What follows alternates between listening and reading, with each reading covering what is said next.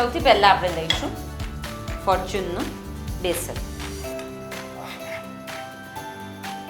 આ બધી વસ્તુમાં છે ને આપણે માપમાં બહુ જ પ્રિસાઇઝ રહેવાનું હોય છે. હવે હું અહીંયા 1 કપ બેસન લઈ રહી છું. 1 કપ બેસનની સામે આપણે લઈશું 3 કપ છાશ.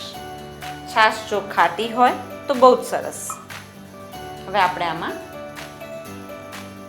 મીઠું લઈશું, હળદર,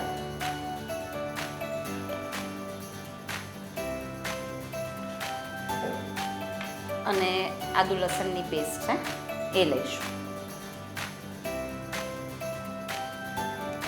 હવે આપણું મિશ્રણ રેડી છે. આપણે એને સતત હલાવતા રહેવાનું છે.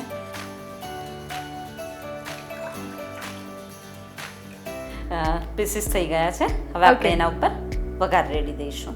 ઓકે. થોડું આ છૂટું એટલા માટે કરવાનું કે વઘાર બધે પહોંચી શકે. બિલકુલ.